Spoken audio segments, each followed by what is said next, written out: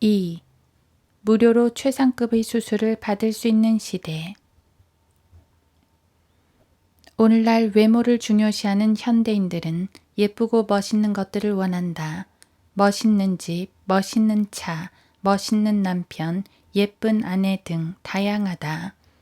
그 중에 오늘날의 사람들은 사람의 외모를 가장 중요시하는 것을 볼 수 있다. 전 세계적으로 지나치리만큼 외모에 치중하는 것이 요즘의 추세인데 그야말로 광풍이라고 할 수 있다. 그러다 보니 사람마다 고유의 모양과 특성을 가지고 태어났음에도 불구하고 너도 나도 자신 얼굴이 마음에 들지 않는다고 성형수술을 통해서 뜯어 고치고 있는데 그러다 보니 부작용도 많다. 그런데 이제는 성형수술을 통해 얼굴을 완전히 뜯어 고쳐서 다른 사람 행세를 하는 바람에 범죄에 악용되는 사례까지도 발생했다. 외국에나 등장할 법한 일들이 의술의 발달과 날로 악해지는 사람들의 범죄 수법으로 이제 우리 사회에 버젓이 행해지고 있는 것이다. 사람들이 아무리 그 사람의 외모를 고친다 하더라도 그 속 사람은 그 사람 그대로인데도 자연인은 그 사실을 모르고 일시적인 만족과 목적을 위해서 그렇게 부질없는 짓을 하는 것이다. 사람은 나이를 먹으면서 차츰 얼굴과 신체 모양이 변해간다. 그러나 몸의 일부분을 일시적으로 뜯어 고친다고 해도 그 사람의 원래 모습이 절대 변하지 않는 부분이 있는데 외모와는 관계없는 영역인 그 사람의 혼이다. 혼은 우리가 눈으로 볼 수 없는 비물질계이다. 그래서 볼 수는 없지만 엄연히 그 사람 속에 존재하는 그 사람의 혼이 그 사람 자체인 것이다. 사람들은 이러한 사실을 알지 못하기에 자꾸만 겉모습을 바꾸어 보려고 노력한다. 얼굴에 있는 주름살을 제거한들 몇 년이나 그 상태를 유지할 수 있을까? 얼굴의 주름살을 수술로 없앴다고 하더라도 흐려지는 눈의 시력은 어떻게 할 것인가? 그때는 시력 교정술을 하면 될 것이라고 대꾸할 것이다. 그렇다면 흐려지는 기억력은 어떻게 할 것인가? 과학이 정신세계도 수술할 수 있다고 생각한다면 지나친 과학에 대한 맹신이거나 과신이 아닐 수 없다. 잠깐 있다가 사라질 그 몸에 투자한들 영과 혼에 무슨 유익이 있겠는가? 언젠가는 죽어서 흙으로 돌아가 썩어버릴 몸에 투자하고 수술을 할 것이 아니라 무엇보다도 중요한 수술이 하나 있다. 그 수술은 피 한 방울 흘릴 필요가 없고 잘 될 것인지 잘못될 것인지 걱정할 필요도 없으며 대부분 큰 부담이 되는 수술 비용 또한 전혀 걱정할 필요가 없다. 이 수술은 사람들이 하는 레이저 수술보다 더 빨리 완전하게 끝나고 전혀 부작용도 없는 온 우주에서도 단 한 분밖에 없는 분의 단독 수술이다. 이 수술을 집도하시는 분은 이 세상을 창조하시고 다스리시는 창조주 하나님이신데 그분의 능력으로 죄인을 수술대에 눕혀놓고 순식간에 영적인 수술을 행하신다. 또한 너희가 그의 안에서 손으로 하지 아니한 할례를 받았으니 곧 그리스도의 할례로 육신의 죄의 몸들을 벗어버린 것이라. 골로새서 2장 11절. 이처럼 아직도 육체의 만족을 위해서 몸에 칼을 대는 모든 사람, 즉 거듭나지 않은 사람들은 그 누구라도 우리가 알고 있는 중요한 이 수술을 받지 않으면 안 된다. 그런데 이 수술은 미리 예약할 필요도 없다. 그리고 만일에 일어날 부작용을 대비해서 합의사항에 서명을 할 필요도 없다. 지구상의 죄인이라면 누구든지 받아야 할 절대적으로 안전한 딱 한 번의 수술이다.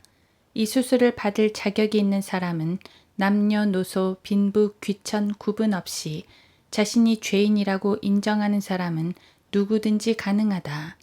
그리고 들을 귀와 믿을 수 있는 마음과 고백할 수 있는 사람은 누구나 가능하다. 이 수술은 특별한 때와 장소도 필요 없다. 혹시 당신은 이 수술을 받을 자격이 있는가? 그렇다면 당신은 당신의 인생에 있어서 최상의 기회를 갖게 된 것이다.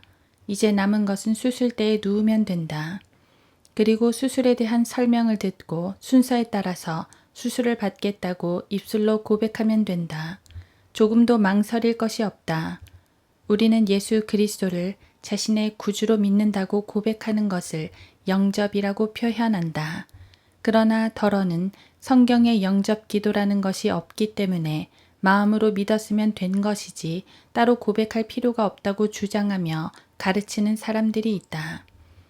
그들은 사도행전 8장에서 빌립이 에디오피아 내시에게 복음을 전하는 장면을 예로 들면서 그 내시가 빌립의 인도로 영접 기도를 한 적이 없다고 주장한다. 그러나 복음을 들은 내시가 빌립에게 침례를 받기 원하자 빌립이 예수 그리스도가 하나님의 아들이신 것을 믿으면 구원을 받고 침례를 받을 수 있다고 말하자 그 내시는 예수 그리스도가 하나님의 아들인 것을 믿는다고 입술로 고백하게 된다. 이것이 바로 입술로 예수 그리스도에 대한 믿음을 드러낸 것이다. 이것이 영접 기도와 그 무엇이 다른가? 성경은 말씀이 내게 가까워 내 입에 있으며 라고 말씀하신다. 믿는 마음이 있으면 입술로 고백하는 것은 당연하다. 그러나 그것이 무엇을 말하느냐? 말씀이 내게 가까워 내 입에 있으며 내 마음에 있노라 하였으니 곧 우리가 전파하는 믿음의 말씀이라.